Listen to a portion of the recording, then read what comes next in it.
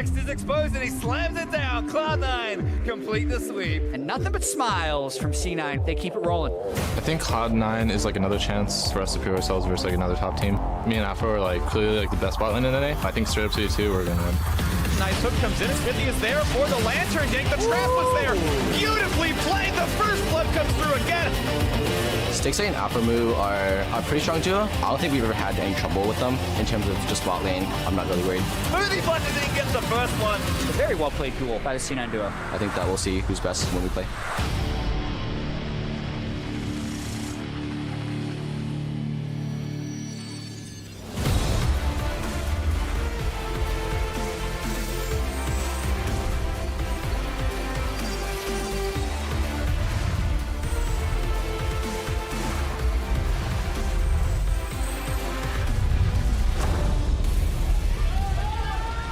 Welcome, League fans everywhere, to the North American LCS. Our audience loads in today to help us close out our weekend of action. It's a big one, ladies and gentlemen, as Week 7 comes to a close and the race for playoffs is on. Earlier today, Acadian, the rest of Echo Fox entering the arena, looking to make a run towards that 6th place spot. CLG, of course, practicing behind the stage. Dignitas as well. Sorry, I got that out of order. Here's CLG prepping to go up against C9. Sneaky and the rest of the squad on stage just moments ago.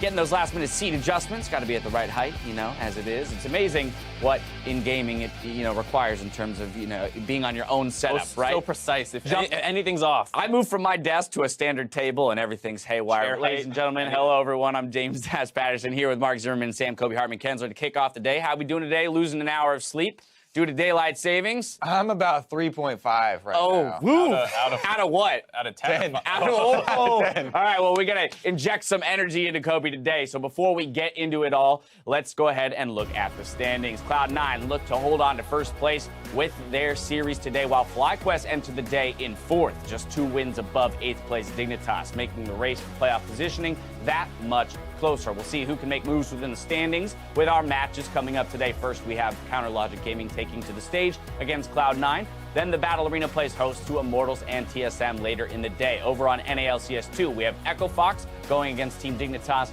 with Double It returning to the stage on Team Liquid versus Team Envy. After the show, make sure to stick around for NALCS tonight, where Freak, Zyrene, and Jat will recap our weekend and answer some of your questions. Make sure to tweet at LOL Esports with the hashtag NALCS, and we'll make sure to grab the best ones for the end of the day. Last night, though, we ended the day with TSM clinching playoffs alongside Cloud9, leaving only 4 more spots to be claimed in the playoffs. And their clinch was more due to the fact that Phoenix 1 beat Echo Fox. Sure, TSM had to win, but the fact that Echo Fox lost there made sure that they couldn't drop out of playoffs anymore. TSM's now definitely in. And speaking of Phoenix 1, I mean, they're looking really good right now on a huge resurgence. And they've kind of ended up with this unintentional 6-man roster now that Inori's back. Adrian is out, but they're switching between Meteos and Inori. Meteos looks really good at the moment. And other people on the team like Zig are stepping up, and growing over time. So they just actually look a lot better, and maybe that 3rd place spot in their sights. Stepping up in a big way for them. 2-0 week means that they're solidly in 3rd place, 2 wins above the team behind them, which is FlyQuest sitting in that 4th place spot. Yesterday, we looked closely at the bottom 5 teams, but after some unexpected losses, it seems that our scramble for playoffs has actually expanded to 7 teams. So here we go. The new 7 teams that we're looking at, of course, Team Envy and Liquid have their work cut out for them. 3 wins out of playoff positioning, but still possible. Right, and I think when you looked a couple weeks ago, the chance that FlyQuest is the team we're talking about potentially slipping out of playoffs was like no chance of that happening, but here we are. It's getting really close, and they have looked actually abysmal. They're 1-6 in their last 7 games, and their losses are bad too. They barely beat Envy with that Mordekaiser comp. They lost to Dignitas, and I think it's a little bit of the case where we all kind of look at FlyQuest with these kind of rose-tinted glasses because we see the nameplates of High, Balls, Elimination, some of like the favorite players ever to play in the North American scene. But if you look at another team who's going through this kind of slump, people would be way more critical than they would be to FlyQuest. Also, it's really fun to watch FlyQuest.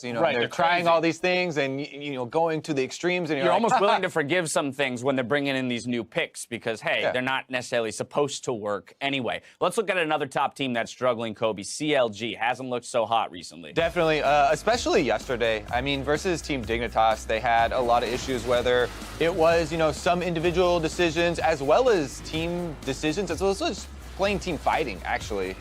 They got aced multiple times at around. This is going to turn into an ace early on in the game. Yeah, and before, this is game 2. In game number 1, they got ace even earlier, like 15 minutes or something around Dragon, and they were giving up really big amounts of momentum super early on, and weren't able to come back, and Dignitas had a clean 2-0 versus them. Speaking of Dignitas, the other team in those clips was the fact that Dignitas is trending upwards extremely well. I mean, we talk about Coach Kopp kind of as a joke because the first week he came in, it was like 2-0, oh my God, it's all Coach Kopp. But since he's joined them, they actually have been looking a lot better. We saw this week that they looked pretty practiced on a Lulu Rengar comp. You assume that they put a lot of practice into that this week, and I think you can tell that, I'm sure the turnaround, you can't just give all the credit to Kopp for, but the fact that they did need to make a change in the coaching staff, it wasn't working, and I think the fact that they're almost back into the playoffs now. It's Dignitas over the last couple weeks has looked a lot better. Immortals just yesterday, a solid 2-0 victory for them. Of course, we're probably looking to see more consistency out of them, but the way in which they won yesterday was pretty dominant, and if they're going to start making a run, that's the way they want to do it. And the best thing about the way they won yesterday is that it wasn't Dardoch carry, right? This was, the bottom lane stepping up, good performances from Poe Belter, Katarina going off. So those are definitely promising signs because Dardoch might not be something you can always count on. Actually, he's definitely not something. Yeah, he just looked one short week ago to the losses to NVT. But yeah, so definitely maybe some resurgence there. I don't think this week would be the week to put all your money on Immortals because they're playing TSM next, and might want to put that one off a week or something, but definitely looking better. All right, well, for an in-depth look on these types of discussions and more, check out the new podcast, The Dive. Jump into the world of League Esports with Jack, Kobe, and Azale, where they cover international news, follow meta trends, and take a closer look at the North American LCS. You can listen to them on Thursdays at soundcloud.com/thedivelol. Let's send it over to the casters, though, to get our matches for the day underway. Thank you very much, Dash. Welcome, everyone, to the Battle Arena. I am David Freak Turley, and I'm making the most out of my 23-hour day alongside one of my fellow divers, or an original diver, Isaac Azale Cummings-Bentley. How you doing? I'm doing great here. Always a pleasure to cast with David Freak Turley. Pleasure to cast with you. I'm jazzed up, as you were saying earlier in the day. We've got our first match ready to take it on. It's Counterlogic Gaming facing Cloud9. And Cloud9, to talk about them, they're looking amazing. On Friday, they already secured and guaranteed their spot in the spring playoffs. So now the rest of the regular season is about determining seeding and that almost assumed playoff bye. Yeah, it's hard to see them not getting that bye. And Cloud9, they had their O2 week, but they said they needed those losses to grow, and they have acted on that. The team, along with their support staff, delivered those improvements as soon as they returned, and they come in on a 3-match win streak, and they haven't dropped even a single game since that O2 week. They're looking better than ever. Yeah, looking like maybe the best team in North America, but meanwhile, their opponents on the Rift are Counterlogic Gaming, who have been disappointing. Against Team Dignitas yesterday, it was honestly deplorable. Yeah, it was really rough set for them. And earlier in the season, we pointed a lot to individual performances as, hey, they always still have the team play. But both of CLG's losses last night came off questionable team fighting, and that makes you kind of ask, hey, how good is their team play still right now? And both games against Dig, they were ace before the 20-minute mark. The team can still obviously pull out wins here, but they're going to have to clean up that team fighting. They're going to have to clean up their decision-making, and they're just got to step it up. Well, CLG can step up. We'll see if they can do it. But now let's take a look at our starting rosters on the stage. On the blue side for game 1 is going to be Counterlogic Gaming. There's their faces on the screen. The graphics will show you as well. Darshan on the top lane, Smithy in the jungle, Huhi in mid, Stixay in the bot lane alongside Aframu, his support, with Coach Zix as always. And on the red side today, it's going to be Cloud9. In the top lane, Impact. In the jungle, Contracts. Mid lane, Jensen. Bot and support, Sneaky and Smoothie with Coach Reaper. Yeah, and this is a battle, of course, we come in expecting Cloud9 as the heavy favorites. #1 team in the league right now. They've got the best game record. They've got, I guess, tied for this match record. And that's the team that everyone's looking at. And as we get closer on, it's not about, does C9 make playoffs, how to look for playoffs. In my mind, it's like, how good does C9 look because MSI is coming? Yeah. Right? And CLG went last time, and CLG actually did really well at that tournament. But, to me, like as a North American caster, as a North American fan, it's like, how good can Cloud9 look? Because I want NA to do well going into World Championships like this and going into things like MSI, and like, how good can they look? And I think that's a fair question to ask, but I do think that's getting a little bit ahead of ourselves because to me, it's more right now about how does C9 look compared to TSM and maybe even Phoenix One. Because those to me are the top clear 3 teams right now in the league, and TSM has been looking better and better too. So before you get to MSI, you have to prove that you can take down these other very top-tier teams. But to a certain extent, that's kind of what I mean, though, is like we have this clear top 3, and it's C9, it's TSM, and it's Phoenix 1, and it used to be CLG, and we know they can get back to that form. And really, it's like, okay, we have some clear top dogs here in those 3 aforementioned teams, but how good are those top 3 teams, right? As you're, again, ending the regular season pretty soon, it's like, what is your actual form? Like, your record's nice and all, how exploitable are but, you? Right, how exploitable are you when you've got a week to prep for exactly 1 team in a best of 5, and you've got several games coming in? Really, what are the weaknesses and strengths here? And so, you know, again, when you got a team like C9 who's 11-2, they're guaranteed playoffs. How good can you really be? Whereas for CLG, it's like, can you even hold on to top 6? And I think for C9, what a lot of people have been pointing to is their rookie jungler. You know, is he exploitable? How does he look in games when his teams are not already ahead in their lanes? I think that in general, C9 has some of the best solo lanes in the league, period. I think their bot lane has been exceptionally solid. Smoothie has stepped up as a player, both individually and for shot calling. So to me, the question really becomes, if you're looking at the international level, how does a rookie perform at that level? We saw TSM last year at Worlds, you know, where Hanser and Biofrost definitely struggled compared to how they played here. I think that nerves and getting that experience can be pretty important. Absolutely can be, and we'll see how the experience translates into this game, as Counter Logic Gaming are in that very tight race for actually making a playoff spot in general. They're still holding on to it for now, but do need to pick up wins over time as other teams are hot on their heels. Final ban comes through as Shen, the first pick, Lulu, right away. Counter Logic Gaming grabbing this very versatile support. Yeah, Lulu has really been skyrocketing in priority. A lot of teams have been banning it out almost every game. When it's not banned out, in the series yesterday, it was actually picked up right away. So Lulu has been very, very popular, and it makes quite a bit of sense. I think it has pretty strong laning. It matches up well against a lot of the meta supports, and also against assassins. I think that Whimsy is super underrated. Just that polymorph on an assassin diving in, which is so popular right now, can be extra powerful. And of course, we saw CLG fall to Lulu Rengar comp yesterday, and game 1 they lost to it, in game 2 they let it go through again, and maybe this time around CLG wants to play that themselves, as the Graves has been locked in for Cloud9. So the Rengar, if Xmithie wants to play it, though it hasn't looked good, you have the comp for it. And that's the thing, is pretty much everyone is leaving Rengar up against CLG these days, because Xmithie has yet to show that he really can do very, very well on this champion. And I mean, he may go back to it, but it does not look good. I think that grabbing Graves and Ezreal, 2 super versatile picks here. Ezreal is really skyrocketing in priority with some of the nerfs that these other marksmen have taken. It's extremely strong as far as just being able to play lane multiple ways. You can play aggressively with poke, you can play defensively farming under your turret, and he scales really well into the later stages of the game. Definitely can. And so meanwhile, we're going to look at CLG looking for their options. Caitlyn, Lulu, definitely a very strong duo, and the Caitlyn will be locked in. So CLG insta-picking their duo lane, and it is going to be another game with Jhin unpicked. And when you look at CLG, for Caitlyn, for them in particular, Stixxay, I think this has been his best champion over the past quite a while. He's been so good on the Caitlyn, not that he's not excellent on other marksmen as well, but I mean, when you look to MSI, a lot of his highest highs have been on this champion. And it's interesting. We know that, like, for example, a champion. Yeah, okay, so the Rengar does come through. No huge surprise, and Karma going to round it out. So going to be mirrored roles just like before, both bot lanes and junglers grabbed on both sides. And it's, damage-focused marksman with enchanter supports, and I mean, those are the 2 premier junglers right here, of course, the Rengar and the Graves. And I think there's just going to be a lot of pressure on Xmithie to perform, not only because he's on the Rengar, which he's been heavily criticized for, but just in general, Xmithie has not looked good this split compared to his past form. You know, he always had been that super consistent guy that people are like, oh, he's so underrated.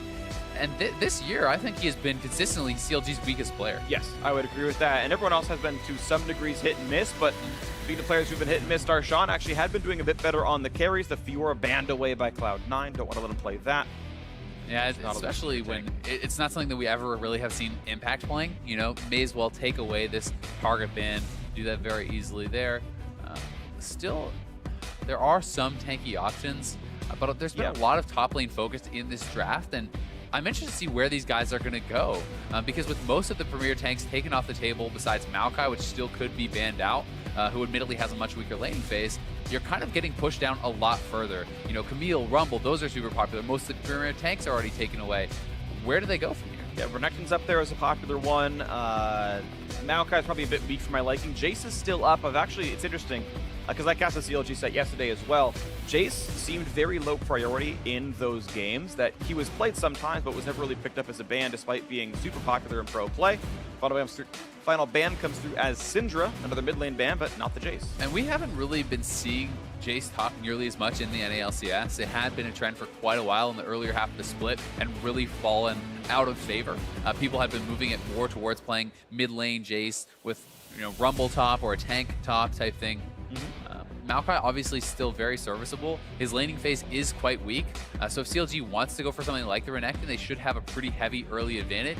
That said, as Maokai gets to later stages of the game, still a huge force. Yeah, definitely, I agree. Once you're into the late game, it doesn't really matter anymore for Maokai, but I know the nerfs did hit him quite a bit. I think actually there's better tanks right now, like Sion, I think is just a stronger champion in a lot of respects, but right now, not one that many people play right now. MVP, kind of the only team that plays Sion top. But that's a big thing, right? It's Maokai is something that is very easy to play. Everyone has massive amounts of practice on it. So even if it is weaker than another champion like Sion, if you don't have the practice on it, it doesn't actually make up the difference in champion power. Oh, of course, yeah. You always got to multiply the power by your familiarity with it. And the Maokai is still going to be picked up for Cloud9 here in the top lane. Another pick that I'd be excited to see more of is Kled, right? We've seen Zig have a lot of success on it. I think it's very powerful. Trundle, another one, matches up extremely well against tanks. I think it suits Darshan's style pretty well because he does like to be able to go to the split push, but he also, even on those split pushers like Fiora, often is roaming, looking to team fight, and I think Trundle is a pretty solid mix of that. Should be a heavy lane advantage for him. And I also think that, honestly, Trundle can escape ganks from the Graves a lot more easily than many other champions, simply because if you actually use your pillar well, you can actually pillar the Graves out of his quick draw, and pushing him back, he's massively slowed. You can oftentimes just kind of run out. Absolutely. Interesting to see here, actually. Ryze going to go through picks and bans uncontested at all. Echo is going to be the mid laner instead, so is interesting that, based on just generic pick rate tier list kind of things, a lot of the top tier did go uncontested here in the pick and ban, Jhin and Ryze being the two primary ones, but Echo got around at the comp as an assassin in the mid lane for C9. And I think one thing that is pretty cool about the Echo pick here is C9 is essentially saying, yes, we know Maokai cannot match up against the Trundle in the late game. Well, guess who maybe can, right? This is Echo, who can actually be a split push answer to the Trundle, right? The Trundle cannot just build only MR and only for that 1v1 matchup, whereas Echo can essentially just build pure damage, match up very well against the Trundle. It makes his ultimate less effective, and in the late game stages, you can actually have that as an answer. Right, and thankfully C9 have two good high damage marksmen in the jungle Graves and the bot lane Ezreal, so a good mix of damage types, a good amount of threats, and Darshan, we'll see how his 1v1s actually go. Jensen is looking like he's bringing teleport into this game, so very obviously he wants to be in the split push. Orianna, of course, worse at that. Caitlyn as well. And I also 1v1 better for C9. This plays well to C9's strengths because they have not been a dominant early game team. They are a macro-focused team. Jensen is fantastic on the split pushers. Impact as well has had such great lane control in his side waves that this gives C9 big advantages, I think, going into the later stages of the game. And we'll see if C9's macro is going to stay sharp, if they're going to keep this one going. Of course, we are ready to go into game one. Trundle in the top lane for Darshan. CLG going back to a more split-pushed focused top lane, which has been better for them. Back on Darshan's old style of hopping off the tanks, going more for the fighters. But yeah, Cloud9 having a 1-3-1, having double teleport, really good at breaking the map open. And the team fighting for CLG will be pretty frightening, though. And another thing to keep in mind is Rengar can go for those kind of side lane assassinations if it does end up in split push. But we have Rengar, Ori, Lulu, powerful combos there. The Maokai, even if you get to late game, can get shredded by the Trundle ultimate, making him more easily killable for Caitlyn and Ori. Yep, totally agree. So going to be a fun one to watch. We are into game one here. Cloud9 sitting in first place, the North American LCS. And the question is, how well can you tune up in time for playoffs? Because they are guaranteed to be in that playoff run no matter what. Counter Logic Gaming still amidst a tight race. Of course, Cloud9 is a very tough opponent, but CLG have won North America before. If they can get back to that form, that'd be great for them. And it feels like everyone outside of that top three, it's pretty up in the air. You know, it's certainly CLG is not out of the running by any means, but they're not safe either. And pretty much everyone from FlyQuest down to, it feels like, almost the bottom of the table could be contesting for those playoff spots. Yeah, honestly, mathematically, there's a lot of options open. Run, Darshan! Runs away from the fearsome kitty cat. As Darshan knows. Keep away from all that. Maybe he's allergic. You know, that might be the problem, actually. That is a serious problem, you know, if you are allergic to those cats. Yep, I am, sadly. Oh, that is unlucky. Yeah. Well, I don't like him anyway. It's fine. Maybe it's why I don't like cats. There you go. Yep. We've got a game on hand. I don't want to sidetrack too much with the cat hate. Smithy going to get some help right there. The quick Q over the wall. And it's interesting that he's letting his dual lane just not bother with the leash, but instead deal with the landing phase early on. Of course, Well, both these damage-focused marksmen. leashing the Raptors as the bottom lane can be pretty rough. Generally speaking, the solos can help out with that more. But one of the advantages of being red side with this start is Maokai can very easily leash with a sapling, plus the Echo very easily leashes there. It's actually a lot more common to get more help on the red side as a start there. Yep, definitely the case. And oh, missed one, unlucky. He tried to have picks last at them for him, and he tacked one and had picks at the other, but not quite the damage either way. Small minion lead for C9, and level 2 might just come in first for the Caitlyn, actually. Headshot doing a lot of extra damage. Jensen getting the early trade on a who. He cannot quite trigger the passive. Nice juke on the Q. Jensen actually whiffs an auto, but the back half of time, Weiner actually gets the damage off anyway. And Smithy has done kind of a little bit of a wrap-up up to top side. This may be to try to protect Darshan a little bit as he is going to be pushing in. We'll see if he is going to make his way up there. At least we'll be taking down the Scuttle. And if you even just get down the Scuttle and lay a Trinket Ward, that can give Darshan a lot more of an ability to kind of push in this lane and try to pressure them. Absolutely the case. So Smithy, see if he does anything for this top side right here. Just the early Trinket Ward. I like this. This is what I kind of consider like a planned jungle route, where he's like, yeah, you're gonna clear the Scuttle, you're gonna give him a Trinket Ward. Darshan, you're allowed to play very aggressively because none of the flanking gank paths are open to contracts here. I do like how that's set up. CLG's always been a team that's been very smart about like hard planning the first like 4 minutes of the game. Yeah, exactly. Their level 1s, I think, have been traditionally the best in the league. Agreed. I think that a lot of their jungle pathing and stuff is very, very smart. This year has been more about once that pre-planned time is over, how are your decisions going to actually pan out? And that is where Smithy has been found lacking a little bit. We'll see if he can make up for that today. Good juke in the Q by 6 but of course C9 still holding the push lead, still has that 1 minute advantage. Sneaky's only missed 1 minion so far in this lane. 6's only missed 2, so good marks so far for those players. Jensen, early TP for the full item start here. Corrupting Potion, Dark Seal in the boots. And one of the nicest things about Echo in the mid lane is you have such fantastic push with your Time Winders. You just spam out all your mana at the start. You get the push, so your opponent cannot actually match a base with you without losing a wave. Then you buy, you immediately TP back, you're back to full mana, and you continue to push. Ooh, speaking of pushing, Contract's into Smithy's jungle and pushing him right back out. Thunderlord's triggers, and Smithy down to 1/3, 2/3 rather, even after the Battle Roar. And that alone, Echo getting the push is what allows Contracts to move in here. Because how can Huhi come help? He's low on mana, he'll miss out on all these minions. So that advantage starts to bleed over into the jungle, and that is why getting the push is so big there. And it's why laning against Echo can be so frustrating. And what's amazing is this isn't an accident either. I'm hoping they're not fighting in the bot lane so I can talk about this. Aftermove chunked a little bit low, he'll stay alive, but so much came together there. So they know it's a Raptor start. So they know when the Raptors respawn. Jensen TPs and gets new items in time, so he's like, okay, I'm here for the Raptor take when you're ready. They all show up on the spawn. Nice stun on a Huhi, nice little trade by Jensen. Easily wins that fight, of course, and a lot of that is partially pre-planned as well. You can both come together, no problem. And now, because of this TP advantage, Huhi has to base at a time where he's going to miss most of a wave. Sure, Smithy can cover, but then you're giving away your jungle positioning. You're losing out on that XP. So Echo can get really nice advantages simply through this push, and we'll see how many minions are going to be missed. It's going to be at least the full wave. Smithy probably will come over and get some of the XP. Yeah, he's trying to reach XP on that while still playing the Wolves out, so at least he gets kind of the best of both worlds. I don't believe he's even seen right now. Ooh, nice. And now he's going to show. CLG, at least for them, are taking some kind of trade advantages down in the bot lane to even things out a little bit. But Huhi, it does become somewhat problematic if you start to fall too far behind, especially in the experience. Yeah, it's going to be rough. Jensen should easily hit level 6 first. He's going to walk back to lane once again.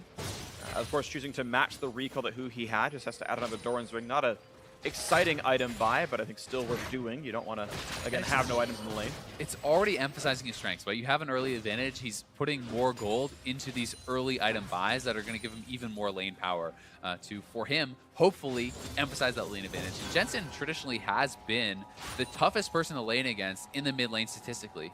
In the LCS, and even while getting a lot of enemy jungle attention, Contracts doesn't help him as much as you would think.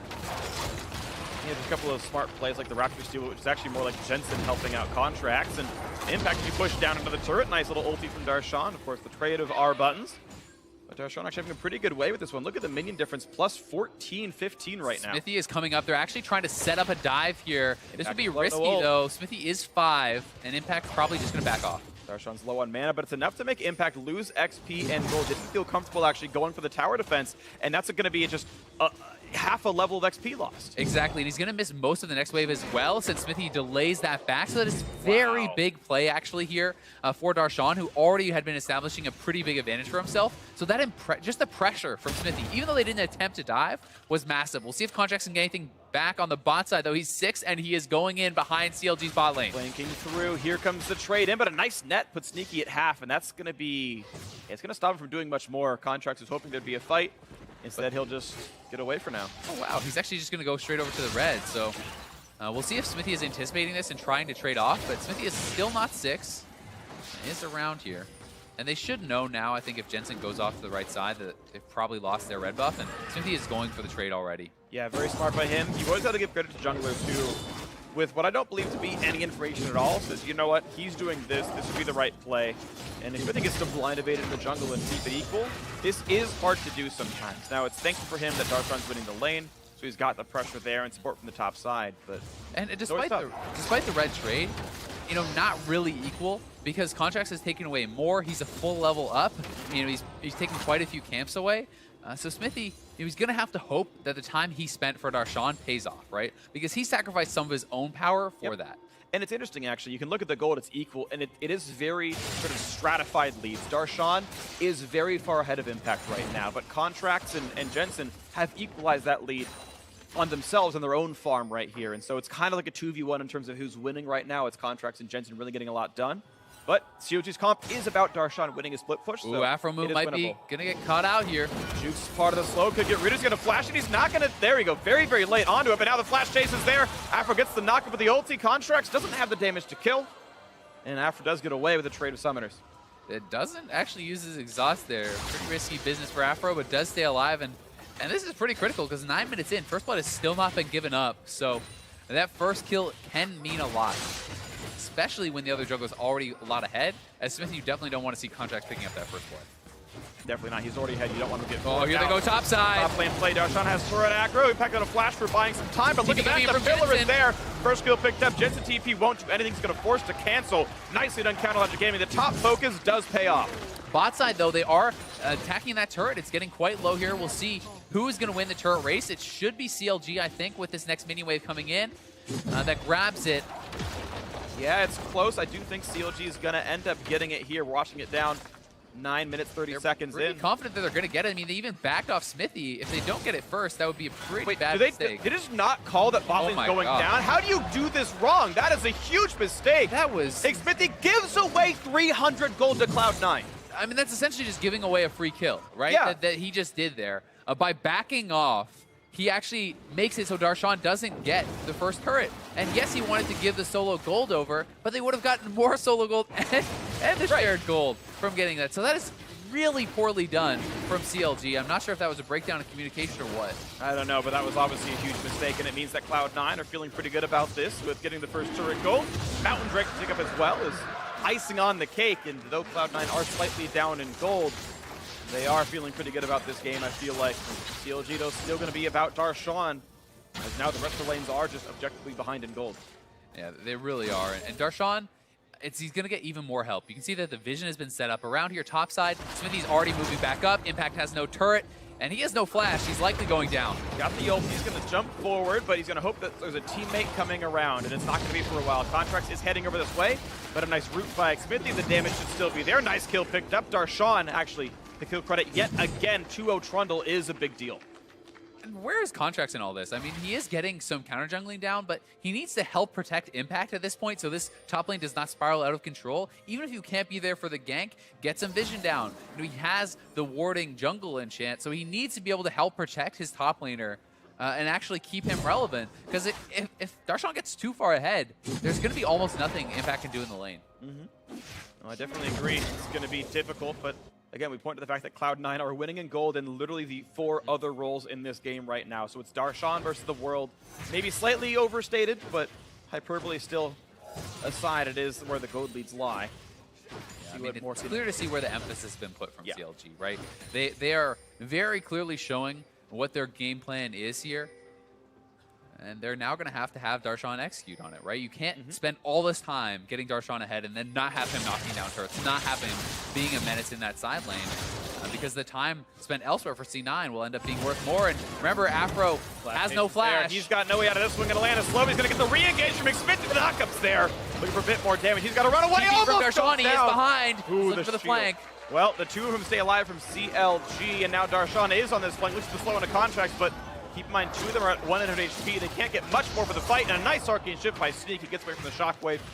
Nice attempt by CLG. A close call, but no kills. They're very close on both sides. Darshan needs to get back to top side now to make sure he's keeping this CS advantage and keeping that XP advantage. But Impact will have his teleport, and C9 can play strong on the bot side because of that. They will have the numbers advantage in those fights. And CLG's got to show some respect. They have to show respect, but the thankful thing for CLG is there's no Drake and no bot lane outer turret to kill, so it's just harder to use the TP advantage. Not that C9 can't do it, it's just a bit more difficult. Red buff's still going to come through after it resets.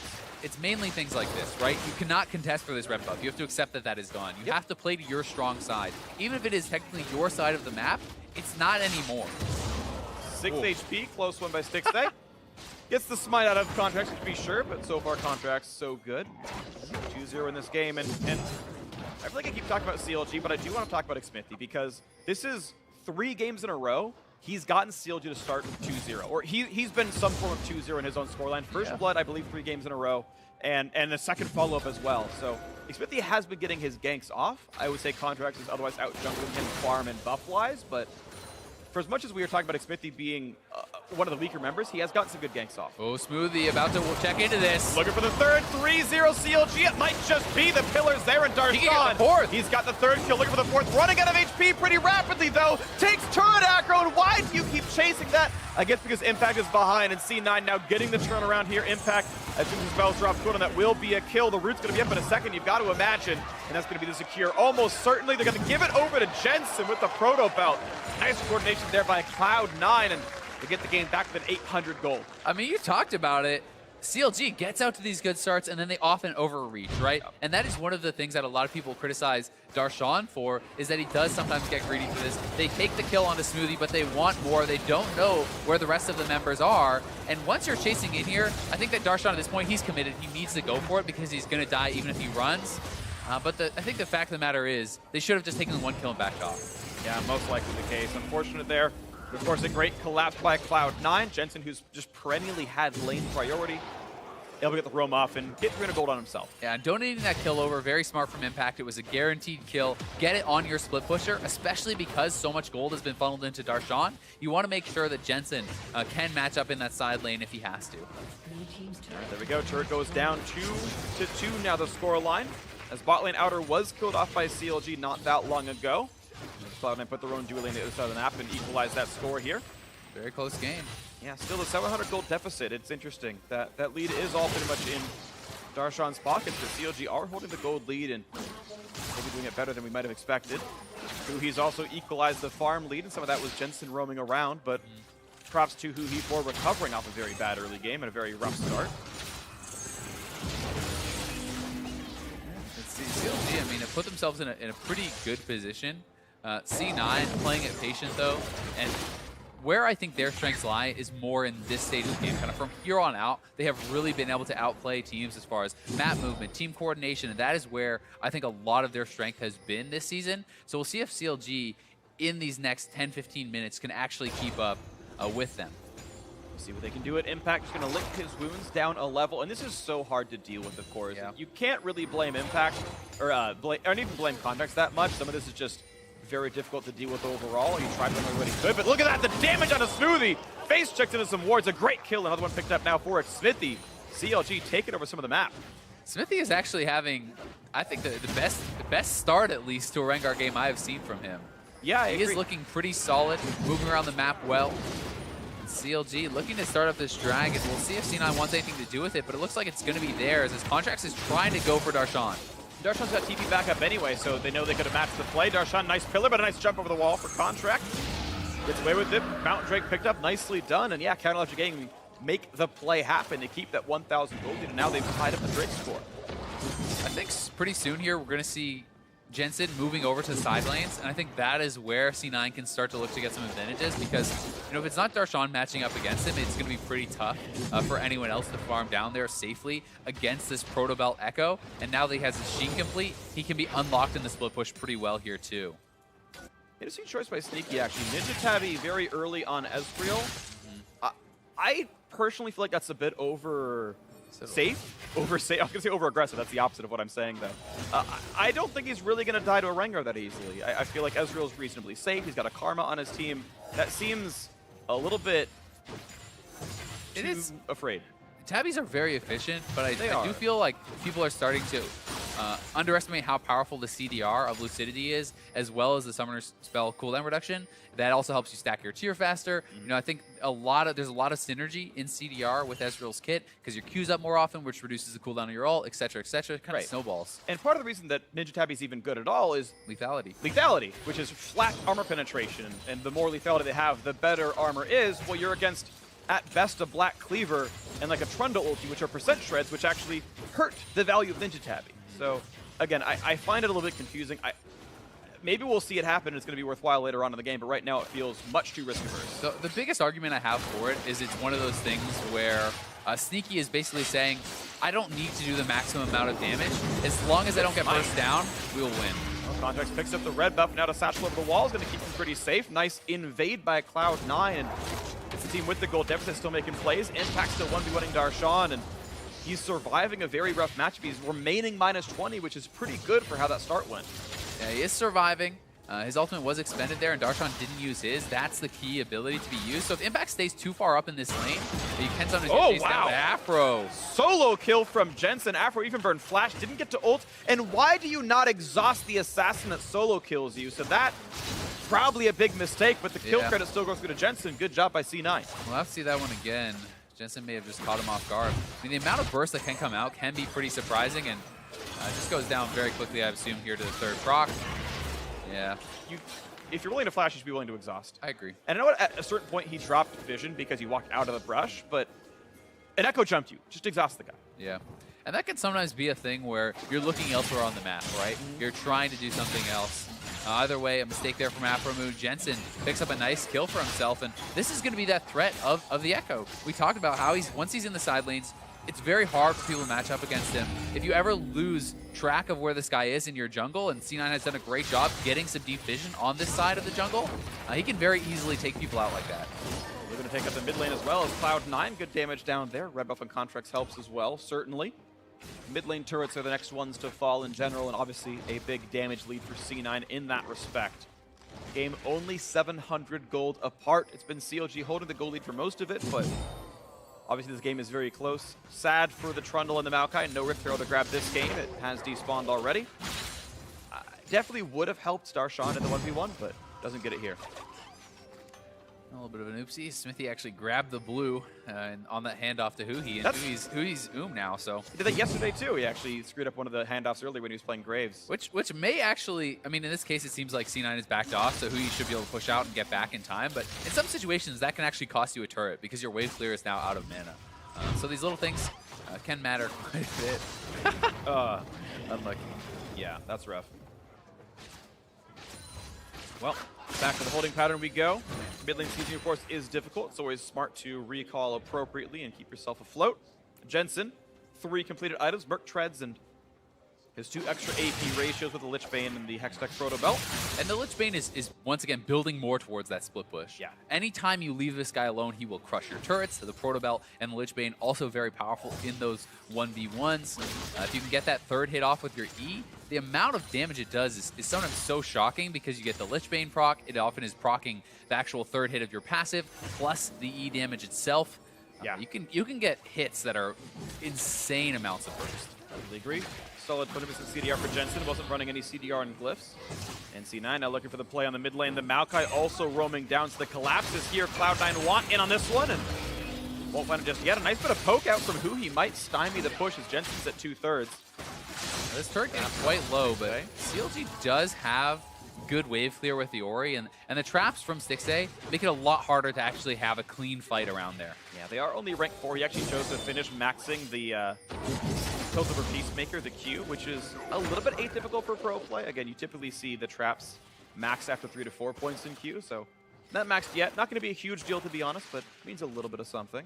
The vision game this game has been so nice from C9. They've been constantly in the enemy jungle. Look how many wards are down on this red side of CLG. Like that buff area is completely covered, and this is allowing them the freedom to push in there, constantly contest for camps, take away little edges, get experience, get gold, and even unlock Jensen. Oh, absolutely agree. And little edges have been kind of the name of the game for Cloud9. If you look at contracts specifically, where yeah, experience is getting more gank soft, and there's more kills on CLG, and yet here's C9 tying the gold, right? With first turret gold, they lost first blood, doesn't matter. They took more camps away, and you know they're just edging their way up in this game so far. Looking for again a little bit of poke on a 6A, and out goes contract. And we talked about where the pressure was put for CLG. It was on Darshan. And has he really been able to get enough in this side lane? I mean, no one's answering Jensen right now. They have to start up the Dragon and get something, because Jensen is just taking a turret for free right now. And top lane tier 2 for Mountain Drake number 2. They may lose their mid lane turret as well. Yeah, mid lane out are going to be taking a lot of damage. Jensen is going to finish the solo kill on that turret. 300 gold to him. Mid lane is going to stay alive. But it does mean that C9 can now play around the top side of the map a bit. Baron is up, and maybe they can get some wards around. Right now, CLG has vision. Looking for the Plague Smith. He can't get the Shockwave to land on a contract. He's able to quick draw out of the range of that one. Nearly could have been big, but no Flash Force or anything there. Was close. I feel like Darshan needs to stay in the side waves a little bit more, be picking up this farm, continuing to build an advantage, because the farm gap is closing actually between Impact and Darshan, and partly it's because Darshan is worried that Impact is going to go for an engage and he keeps having to walk back up, but that's not where the power is on this champion. You need to be in a side lane creating pressure. Yeah, he had pulled down to go for the Drake, but you're right, it gave away a lot of that pressure. That extra turret pickup puts C9 in the gold lead by 1,000, and it's debatable which one's better. I think it's close. A second Mountain Drake and a 2-2 turret. I think it's comparable in some respects. We'll see what else can happen here as C9 is continuing that mid lane siege. Rengar up for the engage. But there's no Shockwave up, so there's not that much C9 has to be afraid of. They know it was burned on that earlier chase towards contracts. And Rengar ult's not going to turn into much of anything. Yeah, this turret's going to go down. I think Stixxay getting poked out there. He's backing off. This is a 1 auto turret. C9 good to step forward. There it is. Knocked down 4 turrets to 2. Cloud9. They get into mid game. They get into that 1-3-1. Jensen solo kills a split turret, and they get the mid lane siege after all. Some of that actually from Jensen's landing phase powers from earlier on. I feel like he's actually been hugely important for C9 making good things happen. Untold story here too is just the farm that was actually lost in the top lane for CLG. Jensen pushed in multiple waves. Now a slow push has built up against CLG, so C9 is going to be able to collect all these minions that are building up in the top side. That's going to be a difference of around 3 to 4 waves of experience and gold, and that's something that no one from CLG is going to get. Yeah, absolutely. Makes life a little bit difficult. CLG maybe starting to lose out on resources. We talked about it in the pregame, Azale, where C9, they seem to be the best after that maybe 15-20 minute mark. They start playing the mid game, and again, the comp speaks to it. They're, for as much as they can't for Darshan, C9 are the better split pushers this game. They manage their waves a lot better than their opponents, and I think CLG botched lane assignments a little bit by not having anyone get this. I mean, if you look in the top lane at the fat wave that's actually about to be picked up by Jensen, he's going to get so much experience. So not only did he deny multiple waves from his opponents, he now has all this gifted back to him. He's up top exactly at the right time to pick it up and get it pushing again. So he's able to create this pressure, maximize experience and gold, and that kind of just gives you an edge. Impact has not missed out on the side waves. CLG has. Yeah, and CLG's in a 4v3. Like, Jensen's just showing himself top lane. They're not taking away Eastern Jungle. They're not setting up wards for Darshan. They're not really winning the mid lane siege right now either. And again, there's 3 camps on the right side of the map that are up that CLG have the right to take by being 4v3 on this side. Nothing's happening. And I mean, no one is answering Jensen at all. So they have to make a move here. Jensen is going to be onto the inhibitor turret. I don't think you can dive this Maokai. The inhibitor turret is falling. No one from CLG has even backed. I don't understand what CLG is doing here. I mean, this is just a complete collapse of shot calling. They all just put post-it notes over the mini-maps like, what? A turret died? Top laner, where are you? It's like, I'm bot lane. They literally had about a full minute to respond to that play. From when we called out Jensen picking up that big wave, they had that entire time to decide who was going to go back and defend this. No one moved. Yeah. They feel like they're paralyzed. All right, well, next turret that goes down from Jensen on play-by-playing the whole thing in hype voice because CLG clearly don't want to fight for anything, so it's Jensen versus Structures is how this game is going. Bob the Demolitionist, I guess, right here, Jensen. Not Bob the Builder. The evil Bob the twin. Builder has had a terrible turn. Tragedy struck, and now he's destroying everything he's built. I mean, it's the world of Dark Medios and everything. It's Dark Bob the Builder, man. This is Jensen, man. He's even got his like hammer or whatever. I can get behind it. All right, I appreciate you supporting me on this one. And yeah, but you're right. It's CLG just like forgetting how to play League of Legends, which is so strange for. I think it's what 3 splits in a row now these 5 players have played together with the same coach. Like, and this has always been their strength. Right, and they just forgot how to play the macro game. 6-8 does get away. That's nice. Shockwave is big. They caught out Contracts, but it is not enough. He is tanky. He gets the flash away and all is well. It feels to me like at this point CLG is tunneling too much on. Okay, yeah, Trundle, you go beat up Impact. Okay, well, we don't have anyone to match up against Echo. Well, Trundle has to be the one to actually answer him now. And someone else has to go and answer Impact and push out those waves. But it's not really happening. And the double TP advantage is kind of coming through from C9 just through the minion pressure that they have. Once again, who's answering the bot wave? No one. Impact is actually having the more effective split push on Maokai right now compared to the Trundle. I mean, CLG now have to force, or they just lose a bot lane turret to the split push Maokai? Like, what is that? Hoping the force can be with them, but it's not going to work too well. Darshan gets the ulti out before he gets bursted, but he's still running out of HP. Xfinity got a kite out as well. And in a 5v4, CLG somehow manages to lose the fight. And Impact hitting away on the turret, punched it with his Maokai sleeping bag arm, and it's running out of HP. That's going to be turret 6 for Cloud9. Woo! Team fights. I don't know, man. I mean, they just don't seem to really have an answer. And in a game like this, it starts to feel a little bit inevitable if you're CLG, because if they're not willing to make a move and commit to a team fight or answer the split push, you do A or you do B. C is do neither, and that is what CLG has chose twice in a row. Yeah, and it's lost. Now, the score was 2-2. The gold was tied. They were tied on Drakes, and now CLG have lost 4 turrets for nothing. I mean, absolutely nothing. In what world should the Maokai, who got camped super hard, be the one taking more turrets in the last 15 minutes than the Trundle? The world where CLG forgot how to shot call, apparently, because they have just not assigned their lanes appropriately. That's just... It's a tough one. And it doesn't make any sense. Like, CLG should not be the team with these mistakes. This is the team with the most, arguably the most shot calling experience, the most time together, absolutely, of any squad in North America, possibly the world or close to it. And nothing is going well for them. They are getting, in a very easy way, out-rotated by C9. Either way, we do have to take a step back and realize that CLG are certainly not too far behind, and they do have a lot of team fight power. They just need to be able to execute on it. They are going to be able to knock down a turret.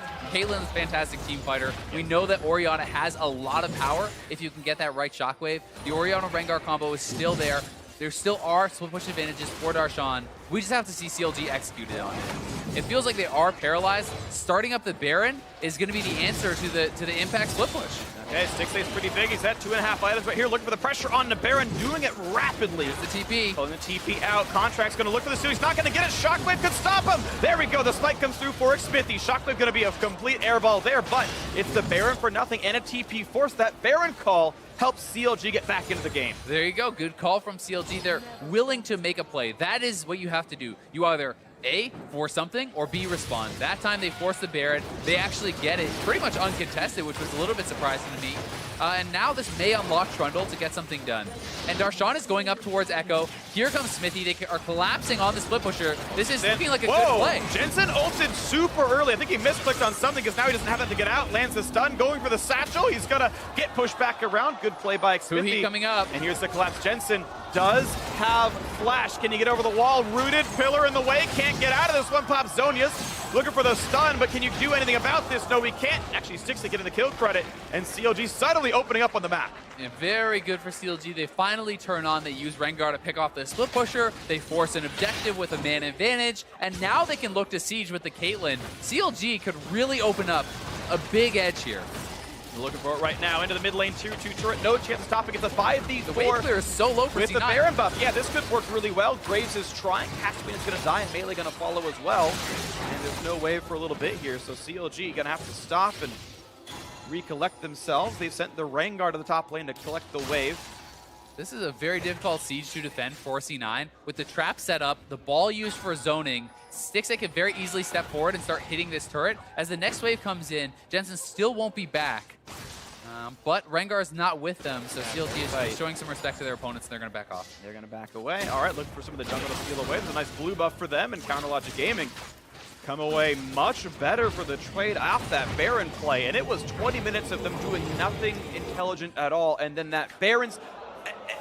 I don't mean to be like overly harsh, but like they had a minute to watch Jensen push and no one react to it. Like those are mistakes at this level. That is a mistake that CLG are better than. And then at 28 minutes, they get a Baron sneak, they get a kill, they get a couple turrets off it. Suddenly CLG spring back to life, the gold's back to tied, and CLG make up gold-wise for everything that happened for the last 20 minutes. Yep, they make a good play, and sometimes, you know, all these small mistakes they did make were outweighed by the couple big good plays that they were able to pull off. So now CLG right back in the driver's seat, pushing up, looking to get something out of this Baron buff. We'll see how much they can take. Darshan shoving up top. They're pushing in mid a little bit with Smithy, and they have 3 men in the bottom that could be looking to take down some of these outer remaining tier 2s. We're going to see some more happen right there. Darshan knocking away at this top lane turret. The club is up, there. Though. Okay, well, it's a 2v1 against Darshan, but can Impact and Karma really kill it? Probably not. Here's Stixxay with all the damage that he needs. Even got a QSS for the stuns. And it's a battering ram of a Caitlyn right now, destroying everything Jensen pushed out. And this is Stixxay on his Caitlyn. He's gotten to scale to this late game stage where he has his 3 items, he has his defensive item, and he's supported by an Orianna and a Lulu. Yeah. So Stixxay certainly has the potential to take over any team fight here. And Darshan finally getting something done to the split push. CLG really executing this Baron power play well. Absolutely agree. They've gotten a lot out of this one. Suddenly tying up the turret score. The Baron buff timing out shortly. 6 seconds to go, but huge pickup there for them as they're going to keep going to the bot lane turret. Baron buff gone off the minions, and they might be able to stay for the turret. Jensen's coming around the back, so he's got to run. Be careful of stun. Again, he has Quicksilver Sash, so he's not that afraid of Jensen in the 1v1. As you mentioned, he's got 2 supports, 2 shielders on his squad. Redemption here for Aphromoo as well. That's part of what makes it so tough to actually dive in as Jensen in these team fights. Even if it looks like you can catch out the Caitlyn, the amount of effective HP you gain from 2 heals, double shielding, the exhaust to deny a lot of that burst, it becomes very scary. You must be sure that you're going to kill that Caitlyn off instantly, or you will get destroyed in the team fight. Speaking of getting destroyed, this turret almost gone as well. And the top one looks like it is gone. It is going to go down. Darshan, the split push now starting to work, and pops the ulti to fight off against his opposing laner. 1 level lead for Jensen, getting increasingly smaller thanks to the King's Tribute. Being able to actually kite out that ultimate is pretty big for Jensen now, and it makes it a lot more dangerous to go into a fight as Darshan, so we may have to be a little bit careful, but it looks like he's actually responding to the mid lane, and Darshan, no one's answering him up on the top side, and it's C9 that are really struggling to hold on to this siege situation. Nicely done. 2 more turrets picked up. Huiga's shotgun comes across, but have to devise some time and impact. That's the cupcake, not going to find much more. It's going to be Smithy going in for a little bit. Can't quite kill off into the back line. Has to kite back out. Does run low. The jump in on Stixxay. Nice damage out of Sneaky. Contract's trying as well. And will be the disengage overall. No kills picked up, but Darshan starting to get ahead on Jensen. You can see how low the HP is on this Echo. Look at the chunk come out of him. He's going to ulti heal for 700, and now C9 are here. Darshan ults once again for the heal. And he's going to flash to stay safe as CLG is pushing the rest of the base. This split push is working absolutely for CLG. Yeah, Jensen wasn't there to actually defend with the turret. He has the wave clear to hold off that Trundle if he is there. Well, the turret is still alive, but he was not, and they get an inhibitor. They get an inhibitor turret. CLG making some great moves here with that Baron, and really, they have taken over from that Baron. Wow, so great move, CLG. Your fans are proud of you because they came back from a 4-something thousand gold deficit and made it plus 3K. In a very short frame of time. That was all turned around by that Baron sneak into some very, very good sieging around it to get the cash on their gold leads. And yeah, at this point, I don't feel like Stixxay is easily stoppable, right? He's got 80% crit, he's got that rapid fire cannon, he's even got armor pen for any tanks that do show up like Impact, and it's gonna require some pretty good maneuvering by C9 to get through that. Yeah, I agree completely.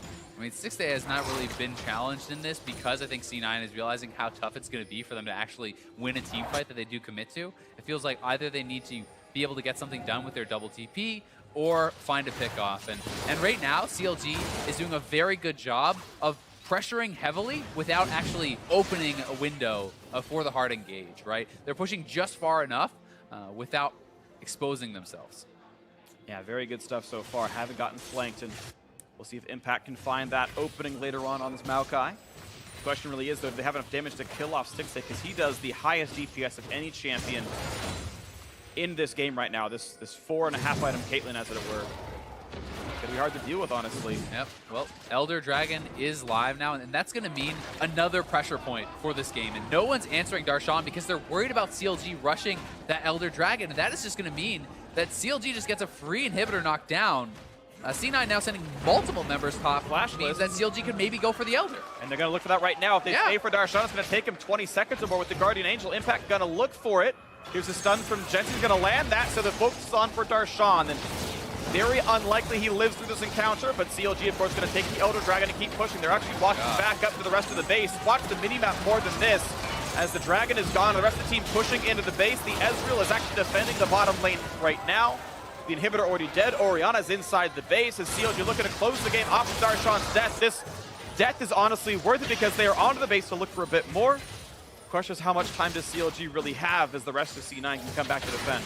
I mean, the comical part about that is Impact going to help out in that fight honestly makes it harder to kill him because he's able to gain all the defensive stats from the Maokai. Yeah, true. He's actually not helping really by being there, but TP flank coming in. This is C9's chance. 5v4, they've got to make this work. They've been losing the map outright. There's the Monster Shield. They're trying to chase him on down. Impact needs one more route to secure needs something. to get to his team. Gets on Aframu. Jensen's there. The support is dead. Looking for a bit more. No stun going to land. Stixxay still kiting, but could get chunked pretty rapidly. Karma Q going to land for a slow. QSS pop looks for Jensen. Holds back just in time, but in goes Impact. That's one kill picked up right here. It's already 2 for 0. They're looking for a little bit more. Smithy forced to run under the turret. They still want Huhi. The root is there. This could be a catastrophe for CLG. As 3 kills come through, the Guardian Angel popped and Darshan is still dead. There are minutes in the base, but it doesn't really matter at this point as Rengar's going to drop as well. It's 5 straight kills for Cloud9 with a Baron on the map. I mean, that wasn't even a 5v4. That was a 5v3 because Huhi was off by himself. He wasn't with the team at all. That should have been an easy disengage. Now it's going to be Cloud9 going for the Baron, but there are super minions in the base. Darshan's back up. He has TP.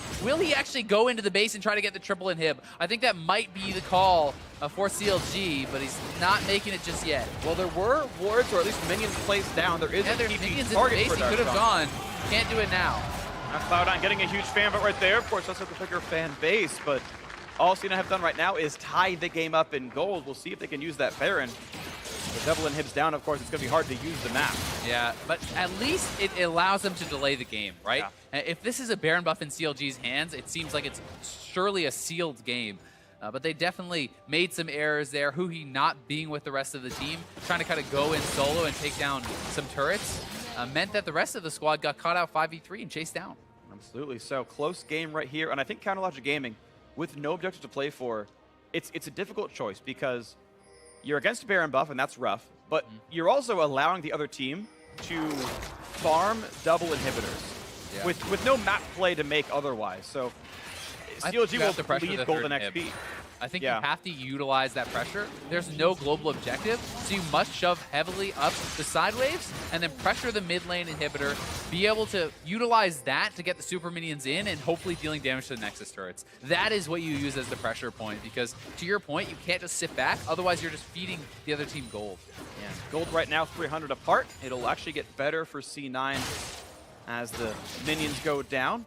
Bot lane going to be equilibrium as the super minion wave is dead and the inhibitor's back. Top lane still has some of that, and its Impact catching up in farm. Still only down about 19. Impact has stayed super relevant despite a very tough matchup and a rough early game. He's never really fallen behind, and I think that's a lot harder to do than it looks. We see so many games where at this point, the Maokai is down like 80 CS, 100 CS, things like this after a start like that, and it can't be underestimated.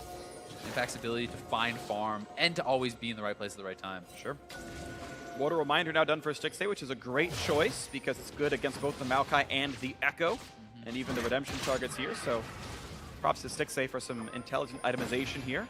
Yeah, there's so much, even on the Graves and the Ezreal, right? They both have lifesteal. So I think that using it on those characters, it's a lot of added benefits. I think that the Mortal Reminder is extremely powerful, even on the tanks.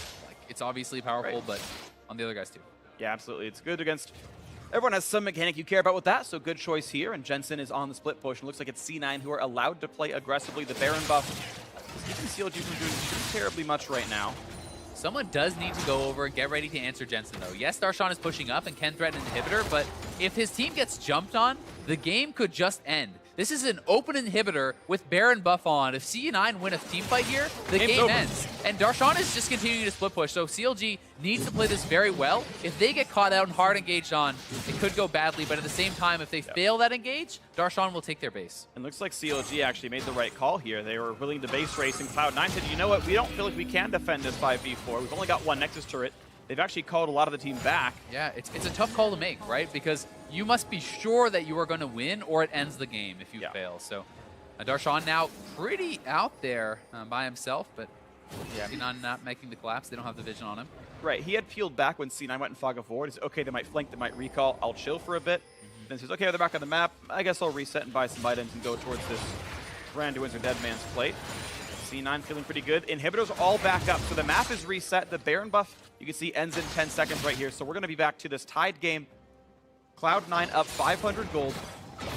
The Drakes roughly equal. It's really starting to feel like one of those games that comes down to a single team fight. Yeah.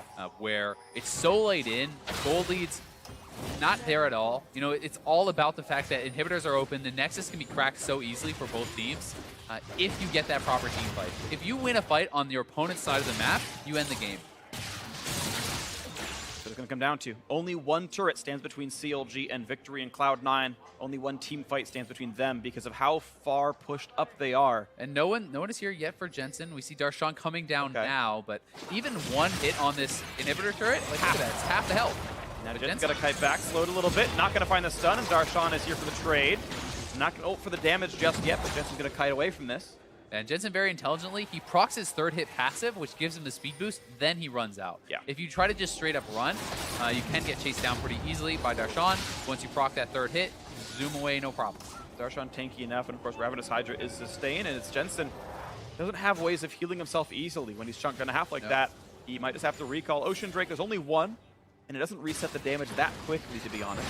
Yeah, and I mean, Jensen can hold Darshan, you know, he like add a turret or something, but none of those are really on the map anymore, and I don't know that he can win a straight up actual fight to the death. It seems like he can't. Yeah. It really seems like he cannot, so... Only way I see it happening is ultimate down for Trundle, and then you can maybe burst him in a stun, but even then, I don't know that's going to happen with the amount of MR he actually has built. I agree. And he's focusing actually more on MR than something like a Randuin's or anything like that. You know? Yeah, he's got a good mix of stats. Darshan's overall score line, 190 magic resist, 148 armor, sorry, 248 armor, and 3,500 HP, and that's before the ult. So he is scary, he is hard to deal with. Obviously is max level right now, and it really comes down to the maneuvering. It comes down to who can win that fight, who can get into it. Engage tools are a bit weak for CLG. They can try with a Rengar Shockwave, though it hasn't landed yet. Cloud9 have the arguably more secured Maokai TP flanks. It is kind of funny watching CLG. It just feels like they play to the level of their opponents so often. Yeah. Whether it's someone who, you know, should be just straight up a better team than them, like Cloud9, or someone who should be a much worse team than them, like when you look in the standings. It feels like they always seem to play to their opponent's level and end up very oftentimes in these really close, tight games. Yeah, it's why when they were in the group with G2, they lost all their games. Just they played at the level of their opponents. A little bit of EU flame just for fun. Casual flame. I was like, oh, he's going to say how they beat Rocks. Wow, what a nice little compliment there. No. Out of left field. EU sucks. Not always true, though. We're going to move on with this game, of course, right here. We've had a lull. I had to throw a dig in here real quick. Here we go. Smithy over the wall. Looks for impact. Darshan wants in as well. Sneaky putting in some damage right there. Pretty good punishment on the Darshan, actually. Looking for the stun over the wall on 6A. Not going to find that, but he just gets Darshan. Look at the HP bar melts off. Shockwave can just do squishies. Almost getting the Guan, and the Guardian Angel not going to get popped just yet. Good damage, good redemption heal. But the over the wall jump. GA pop impact, though. 2 hits from dead. They're going to chase on CLG's side. It will be a trade of no GA for him. Yeah, Maokai dead, but so is Rengar. But CLG on the chase, and they can't stop Stixay anymore. He looks almost impervious to damage. This could be the game-winning push for CLG, it feels like. Yeah, I think this 4v4 heavily advantages CLG. Impact is much more important in this team comp than the Rengar is for CLG. So they can just push up and take this 4v4 very happily. Going to be really tough for C9 to actually contest. Jensen needs to find a flank and get an assassination on one of these damage dealers. Okay, it's the Jugger Caitlyn hoping to carry the team fight. Damage on the contracts, and Graves, yet her gun's bigger than yours. Out he goes. Darshan slows down Jensen, who does not have ulti for a few seconds, I think. Yeah, and Darshan is just zoning Jensen out. He knows that he is the main threat. The rest of them can't get in. Well played by Darshan. That zoning allows CLG to take the inhib. And it's a Baron call. 15 seconds until Impact respawns, but he does have teleport, and CLG are missing their smite. The Baron call is a risk. And I wonder if they can actually pull it off, or it's just going to be a bait. Looks like the recall for Darshan. Could just be a play for vision. You know, establish some vision, make it so they can't actually rush this down, and then recall, get back out there. But Stixxay is staying on the map and will need to be careful.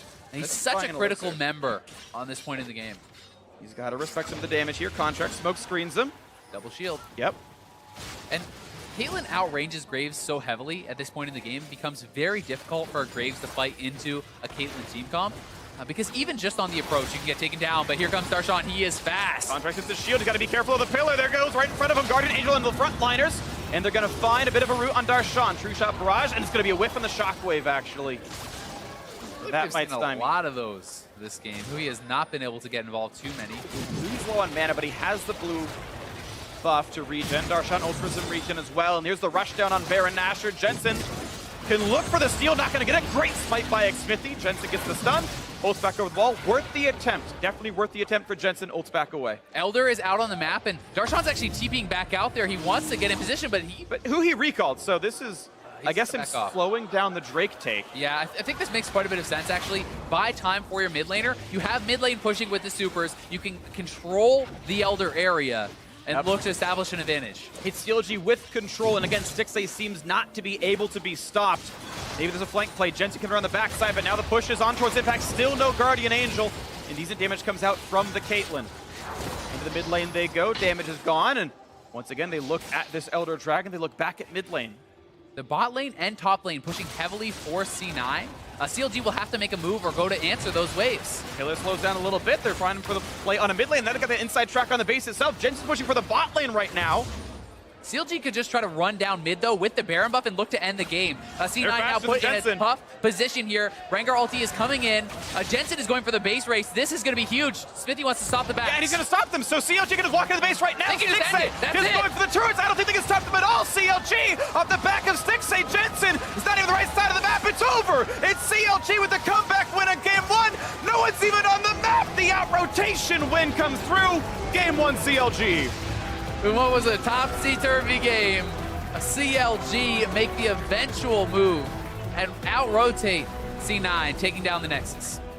This was such a strange game. It ends with a 100 gold lead for Counterlogic Gaming. Stixxay 2-1-0. Like, these are the score lines. The players 15 kills in a 48-minute game, by the way. Yeah, I mean, Huhi 0-1-2, right? They're all involved in almost no kills were a lot of these guys, but it was so much about the map movements. And earlier in the game, you know, it was about CLG's failure on the map movements. It was about the fact that they were bleeding objectives and not having the correct lane assignments. But then, you know, C9 likewise seemed to struggle with where to place their players, how to match up well, and really that Baron that was given over to CLG was the catalyst that let them take this game. Yeah, they were able to equalize all the gold. And at a certain point, it was like, well, if you can't catch Stixxay, we're just going to use him to win the game. And that last maneuvering at the very end there, the last 1 minute was just very strange, where C9 just felt like they were lost. They weren't aware of what the objectives were. It's like, well, it's mid lane to win the game, and the Elder Dragon, which maybe wins CLG the game. And then they ran top side. They ran to the top side of mid and went, they can go mid. And then Jensen just doesn't recall to defend the base, and just C9 gives away the opening. He had TP as well. Right. He could never TP back to the base too. But it just felt like both these teams really struggled to make the correct decisions in the macro movements, the map play. Eventually, CLG comes out on top, and I think largely because they had a very tough comp to fight into, and they were very successful around the Baron. They were very successful around Baron, so props to CLG for that game win. Nicely done by them, and now to help us break that comeback win down a bit more, let's send it over to the analyst desk. Thank you very much, Freak CLG. Grabbing the first win here of the day. but in very sloppy fashion, really from both squads. What are you talking about? That was clean.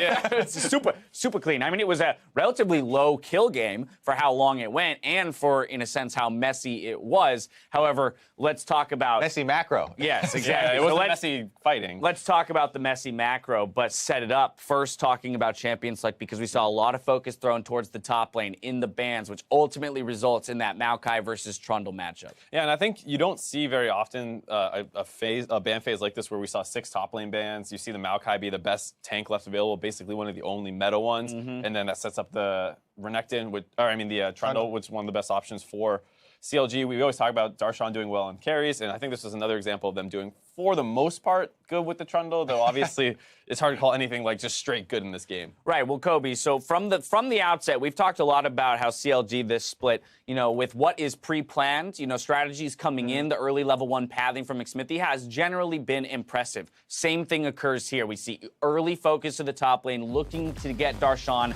large advantages in this split push matchup.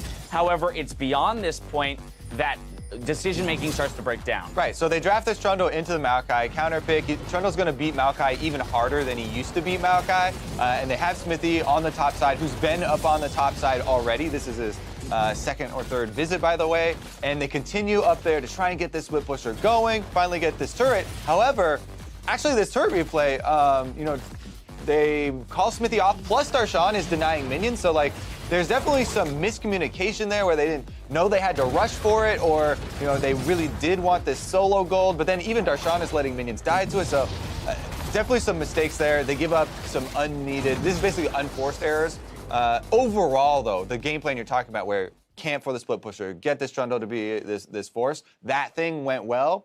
They didn't execute, with a good split pushing force or have to deal with double TPs very well, which is kind of weird for CLG since we're so used to them being the double TP team or the cross map play team. Right. So again, I mean, it's one of those situations where, great, we have a strategy coming in. It looks clearly defined. They're executing on it. But as soon as somebody challenges the, CLG, whereas in the past we'd say they generally will make, the best decision in terms of a reactionary play, not seeming to hit the mark at least this split. Right. And I think usually we talk about, oh no, they threw a huge skirmish. This time they started throwing their split push away in very strange ways, where it's like, yeah, they have a 1-3-1, you're a 4-1. It can be a little hard to know what your lane assignment should be to match up against the Echo or the Maokai at any given time, but they definitely had more time to react to this stuff than they used. Look, we're now, Jensen just cleared a wave, so CLG has vision of this. They're aware of him on this split push. And yet they're still going to put focus into the top lane, letting Jensen ultimately take that first inhib turret. Yeah, it felt like they chose that they wanted to use the Rengar ult aggressively either on mid lane or bot lane, but neither was a good target, so they just end up doing nothing and eventually have to fully retreat out of mid lane. And it's one of the situations where, if you just go and deal with waves first, you'll find another opportunity. It felt like CLG was just, rushing a little bit too much there. All right, that said, CLG came away with the victory, Kobe. So how exactly did that happen? Because we just threw a lot of criticism at them, That is right? the question. And so I want to establish how it was exactly that they were able to beat our #1 team here in Game 1 of the series. A couple of whoopsies there at the end from both sides as Cloud9 trying to go for recalls against a team that has Baron buff, and they have minions. They're ushering along right up to this super exposed Nexus as well, and I don't know, it didn't sink in, or? Right, I mean, it's uncharacteristic, poor decision-making from C9 on the flip side there to close the game out, but, CLG maybe bringing them down to their level, or bringing C9 down to their level, because that is not something you would normally attribute to a veteran and experienced, squad, such as being led by Impact Jensen at this point. Right, I think you can look at the first Baron that C9 gave up as kind of a backbreaking moment almost, because off the back of that Baron, they were able to grab the bot inhibitor, and that's kind of what started putting the map advantage back in CLG's favor. And then we talk about CLG being, for the most part, a pretty good split pushing team, and once they had that map advantage back, they did use it better than C9 for the most part. C9 could not find an opening to really get a decisive team fight, which they were hoping for. And even when Huhi was randomly in base and the 3-man core was trying to back off mid, it was completely ridiculous. But C9 could not find a decisive enough team fight to actually do what they wanted to do. Yeah. And to be fair for CLG, a lot of the problems there in the mid game, especially with the macro, Jensen's Echo has continually impressed me. and dealing with the double TP does throw a couple extra. Yeah. I mean, Jez's performances on Echo make you feel like the champion should be nerfed. Am I right? No, that's an inside joke. Inside joke. That's an inside joke. You didn't mean that. Player of the DMs game. are open if you want to. Player of the game going to Darshan this time around on that split push again. I mean, this is the Darshan that we know of old in terms of the style that he excels at. So finding a way to do that in this current meta with the Trundle, I mean, of course, it is as a result of 6, as you mentioned, top lane bans. So we're kind of jumping down the ladder at that point. But good to see him finding some success there in the side lanes. Now, I want to go back to CLG one last time, only because, yes, they did pick up the victory, but we're looking for this team to show us that they deserve to be in the top 6, right? Obviously, closing out a series against C9 would be a good way of kind of reversing what looks to be a struggle. But how can they craft it in a cleaner fashion than this? Is it about the early game and, creating greater leads? Is that what we're looking for them to do? Or would we rather see them, set up more early or mid to late game plays? Multi-layer process here. You got to peel back the onion on this one, Dash. Right. I think that the things that you did mention all hold some weight, and there are definitely multiple areas for improvement for CLG. So it's not just kind of a quick fix. Right. Considering what we saw yesterday against Team Dignitas, you would definitely be like, all right, most important thing is don't get aced at 10 minutes, give up Dragon and 3 turrets. They already fixed that in one day. Let's fix that, yeah. Yeah, that's already fixed in one day. I think just their mid-game, anything from about the 12, 15-minute mark to the 25 seems to be when they start throwing their leads. And then assuming they make it through that, they actually start looking decent again as the game gets later. It's like a great early game, pretty good late game. Just need to figure out the middle. Yeah, well, all right. Well, yesterday we had some fast games. Today seemed to be a little bit more of a slugfest. When we come back, it's game 2 between Cloud9 and Counterlogic Gaming. But before we go to break, the team behind the series Drive gave us a look at their first episode of the new season.